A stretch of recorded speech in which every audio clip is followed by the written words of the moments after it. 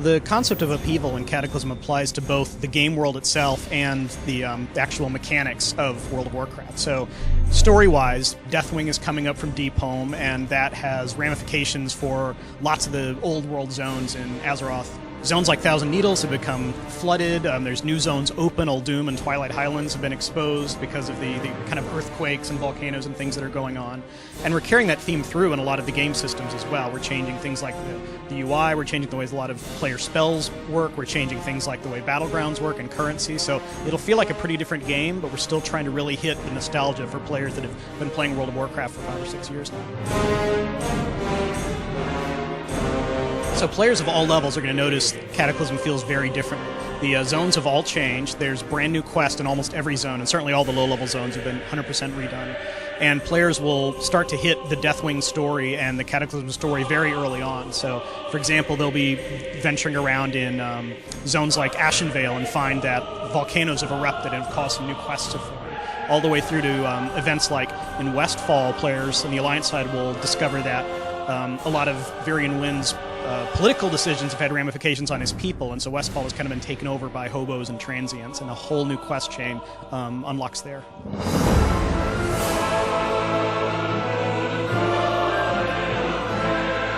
One of the things the systems team really wanted to do coming into Cataclysm was overhaul all of the classes. And what I mean by that is we had spells coming in at kind of funny levels where they weren't very useful because we designed them late in the game.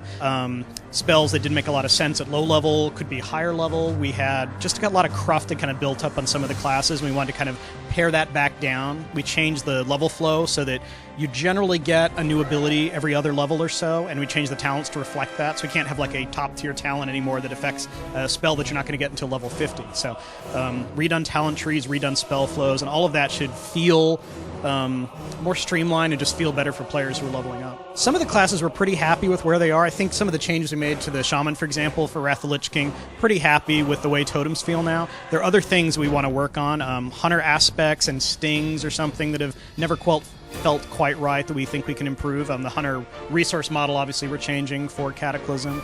Doing some things for warlocks who want to have their spell rotations kind of defined a little bit better. Paladin still needs some work. Both the Protection, Retribution, Paladin don't have enough kind of going on. We want to work on some of that stuff. Changing the rage mechanic for warriors to make it feel like a little more of a resource. You're not starved at low level and you're not infinite at high level.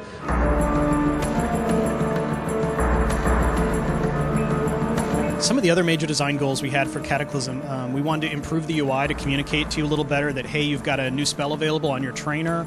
We want to provide a better talent user interface. A lot of our UI was initially designed for much lower resolutions than some players have on their computers today, so we want to be able to embrace that where we can, having slightly larger elements that have more information. Changing some of the way the action bars work a little bit, the professions page, the queuing for PvP, all of that stuff, we just think it was time to improve it. Well, even before Cataclysm ships, World of Warcraft players are going to be able to use Battle.net to communicate to their friends that are playing in StarCraft. So we think, you're looking for the extra guy for your rated battleground, you can just whisper him playing StarCraft and say, hey, how long are you going to be? Can you come play with us soon? And we think that way all of our different projects that we're working on won't feel like they're competing with each other for players' time, and they'll feel like as long as they're playing a Blizzard game, they're kind of be able to interact with any of them.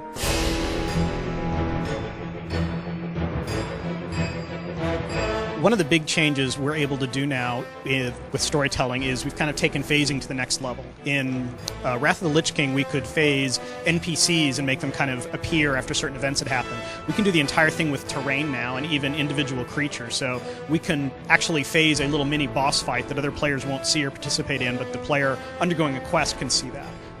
We're able to do a lot with the terrain and the Goblin and Worgen zones as players are going up. Like in the Worgen zone, for example, there's a point at which part of the land becomes flooded, and then there are forsaken warships kind of floating over what used to be a forested area. Volcanoes go off, things like that. It really feels in those two start zones a lot more like a single-player game where the terrain and the story kind of evolve as the player goes through. I think one of the biggest challenges we face on World of Warcraft today is just the complexity. I mean, the game has gone on for 5 or 6 years now, and each expansion we add new stuff to the game to where we're now all the way up to level 85. So a new player just picking up World of Warcraft or a player who wants to re-roll has a pretty big, pretty steep leveling curve ahead of them, as well as like mastering all of these new mechanics. Oh gosh, there's rated battlegrounds now, there's Dungeon Finder. I mean, for someone who's been playing WoW for a while, it's easy for those little incremental steps to kind of make sense to them, but for a brand new player, it can be a lot to try to understand. So we're trying to make sure the game stays fun and we can still offer new things to guys who've stuck with us for so long without just being totally overwhelming for someone who's just seeing the game for the first time. Alpha's been going great so far. We're really excited about it. We're really anxious to get into beta. Beta is a time when we really start to get a lot of feedback. On the class side, we just don't yet have the critical mass in Alpha to really kind of put the new talents through their paces and to point out areas that are not quite working as well as we want them to. So Alpha's great for us starting to figure out like some of the big things we have to fix before beta. I know some players who are impatient to get into the beta don't realize that they might be at a zone where they just can't advance, or their character is just stuck because a class spell isn't working, so they can't do anything else. Once we get all that kind of working to where it actually feels like a real game, then we'll get more people in the beta and be able to really start iterating on the feedback.